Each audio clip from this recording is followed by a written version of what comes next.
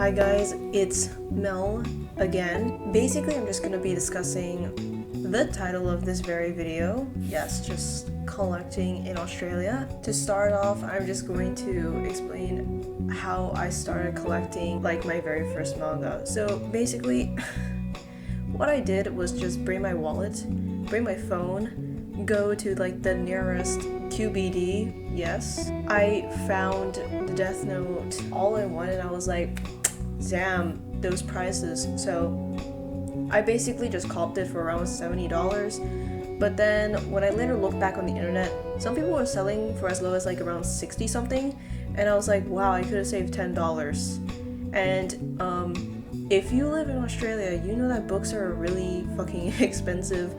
They are more expensive than books in the US or like sort of any other country, probably because of importing fees and things like that, which I understand, but it's like, it's almost a luxury to even just read words printed on a piece of paper. In the end, I've tried looking on the internet, YouTube, Reddit, whatever website I could find, my friends, basically to just find out where I can buy these books for cheap.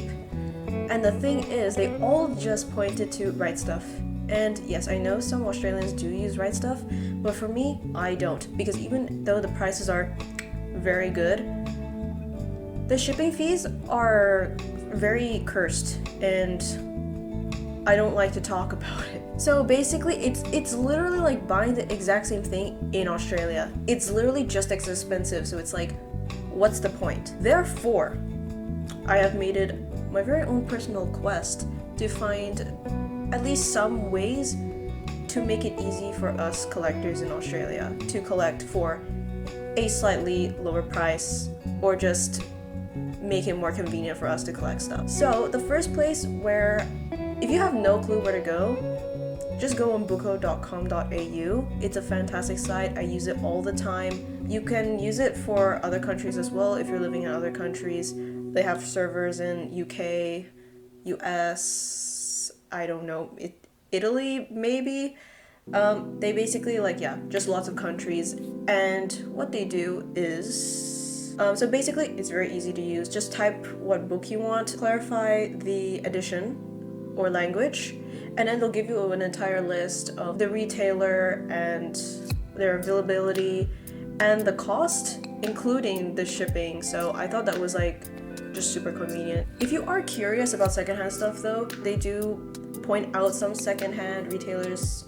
Most of the time it's Abe's Books, but I would take it with a grain of salt because they will probably charge like a $20 book, $285 or something like that. So yeah, don't go to buko.com for secondhand stuff.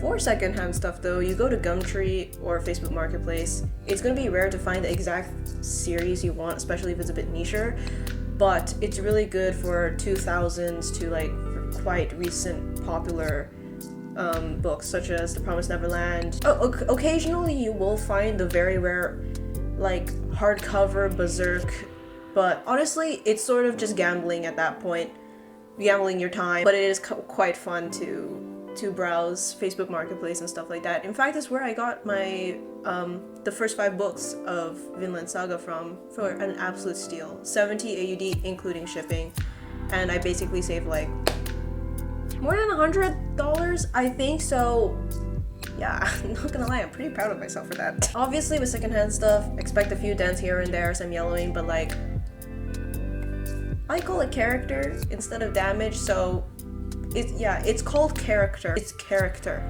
If you want to buy doujins, Japanese volumes, art books, I would recommend going to sites like Manga Republic and their sister sites, Otaku Republic or Doujin Republic. They also sell secondhand stuff, which is really good if you don't mind like the dents, or if you don't mind paying extra for like the new stuff, because their customer service is amazing. But the thing is, right now I wouldn't recommend buying from them because with the entire, I don't know what's going on with like Australian shipping or whatever, but like they can't ship here unless you use DHL.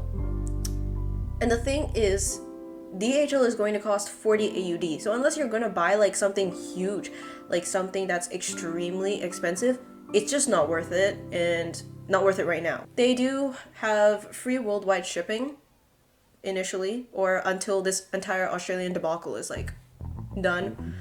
And they charge in US, just a heads up there. So yeah, I also go to Surugaya, which also sells secondhand. That's where I have bought some stuff from there as well as buydoujinshi.com. That's where I got my art books. And they do charge in Japanese yen, but the thing is they do charge for handling fees and shipping fees. So if you're gonna buy stuff in bulk, I would recommend buydoujinshi.com, because in comparison to like I know, you know, handling fees, shipping fees, they're like money. It's still money going into the thing, but the thing is it's still cheaper than buying some art book on eBay. For example, if there was an art book that was $100 on eBay, I probably got it for like 50 AUD, including handling and shipping fees in total. Oh yeah, and if you were curious about Italian manga, because I have bought some Italian manga behind me, I have no idea if you can see anything behind me. I use ibs.it, which is like an Italian book retailer, because I used it to buy both Verso La Terra and Kazuteki no Uta. They came in very good condition. Actually, I feel like they did come in good condition, and occasionally they will do like these special events where they will give you like a free thing if you spend this much. For example,